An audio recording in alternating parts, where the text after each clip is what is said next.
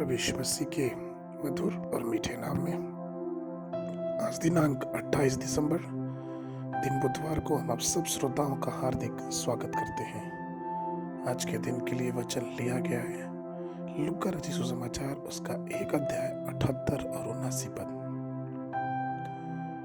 वचन कहता है, यह हमारे परमेश्वर की उसी बड़ी करुणा से होगा जिसके कारण ऊपर से हम पर भोर का प्रकाश उदय होगा कि अंधकार और मृत्यु की छाया में बैठने वालों को ज्योति दे और हमारे पांवों को कुशल के मार्ग में सीधे चलाए।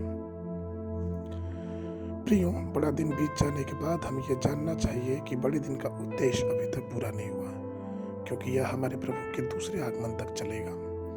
हमारा प्रभु इस संसार में आया कि वो जो अंधकार और मृत्यु की छाया में बैठे हैं उन पर अपना प्रकाश दे।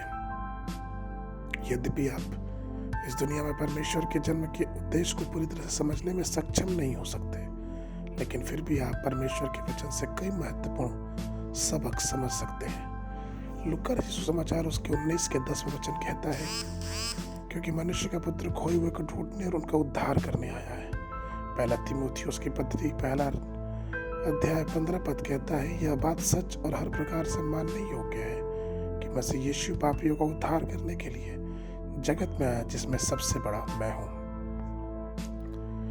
प्रिय, राजा सुलेमान के बारे में पुरानी कहानी है कि एक बार वो सीबा की रानी के साथ घोड़े पे सवार होकर कहीं जा रहा था। रास्ते में उन्होंने कई चींटियों को चलते हुए देखा। वह घोड़े से नीचे आया और सीबा रानी से पूछा कि क्या वो समझती है कि चींटियां क्या कह रही हैं।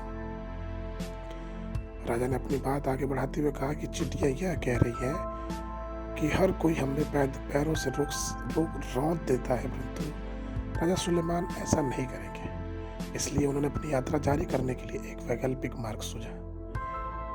राजा सुलेमान केवल इतना ही समझ सकता था, लेकिन जरा सोचिए कि जिस प्रभु ने धरती की रचना की वह खुद मानव रूप धर के हमारी भावनाओं को समझने और जानने के लिए धरती पे आ गया। वो परमेश्वर जो राजाओं का राजा, प्रभुओं का प्रभु और सृष्टि का प्रभु है, उन्होंने सभी स्वर्गीय महिमा को त्याग दिया और हमें हमारे पापों से छुड़ाने के लिए मांस और रक्त से बने हुए शरीर का धारण किया। और वचन इसलिए कहता है कि यह हमारे परमेश्वर की उस बड़ी करुणा से होगा जिसके कारण ऊपर से हम पर भोर का प्रकाश उदय होगा कि अंधकार और मृत्यु की छाया में बैठने वाले को ज्योति दे और हमारे पांवों को कुशल के मार्ग में सीधे चलाए। प्रिय, यदि आप इस संसार में मसीह के जन्म लेने कारण समझ जाते हैं तो आप अपने जीवन में उसे जरूर जगह देंगे।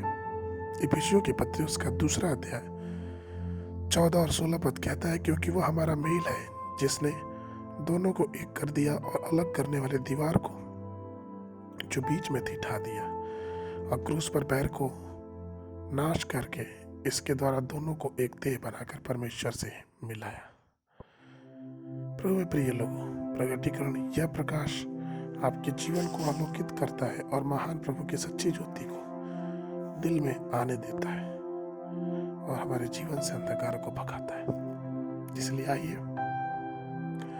मसीह की हर एक बातों को अपने जीवन में उतरने दें और उसके महिमा अपने जीवन से करें। आज के मरण के लिए यूहन्ना की पुस्तक उसका 14 अध्याय 27 पद, मैं तुम्हें शांति दिए जाता हूँ, अपनी शांति तुम्हें देता हूँ, संसार देता है मैं तुम्हें नहीं देता। तुम्हारा मन न घबराए और न डरे। बाइबल अध्ययन के लिए सुबह के समय जकरिया की पुस्तक उसका 5, 6, 7 और 8 अध्याय, संध्या के समय प्रकाशित वाक्य पुस्तक उसका 19 अध्याय। परमेश्वर आप सबको आशीष देवे।